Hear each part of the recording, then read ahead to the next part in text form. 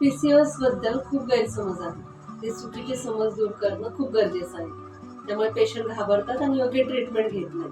आपण लास्ट व्हिडिओमध्ये पाहिलं की पीसीओएस म्हणजे काय, पीसीओएसची कारणं काय आहेत, लक्षणं काय आहेत, ट्रीटमेंट काय आहे. पण आज गैरसमज काय आहे ते आपण पाहूया. पीसीओएस म्हणजे इनफर्टिलिटी नक्कीच येते. पीसीओएस असलेल्या महिलांमध्ये गर्भधारणेला अडथळा येऊ शकतो.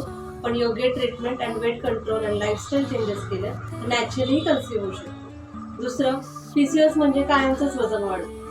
सर्व महिलांमध्ये वजन वाढतं असं नाही, तर काही पीसीओएस असलेल्या महिला बारीक सुद्धा असू शकतात. ती पाळी आली की पीसीओएस बरा झाला. कधी कधी मेडिसिन्स अँड लाईफस्टाईल चेंज झाले तर पाळी रेग्युलर येते, पण पीसीओएस हा पूर्णपणे बरा होत नाही, तो कंट्रोल करता येतो. चौथं, फक्त मेडिसिन घेतली की पीसीओएस बरा होतो.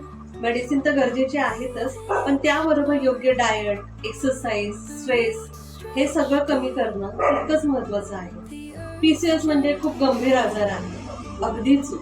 हा जीव घेणा आजार नाही, पण लाईफस्टाईल चेंजेस आणि योग्य ट्रीटमेंट शिवाय काही कॉम्प्लिकेशन्स होऊ शकतात. 6, पीसीओएस असलं की केस गळणं, पिंपल्स वाढणं आणि पिरियड्स इरेग्युलर हमखासच होतं. प्रत्येक स्त्रीमध्ये वेगवेगळी लक्षणं असू शकतात. 7, लग्न झालं की पीसीओएस आपोआप बरा होतो. अगदी चूक. लग्न किंवा गर्भधारणा याचा पीसीओएस वर थेट परिणाम होत नाही.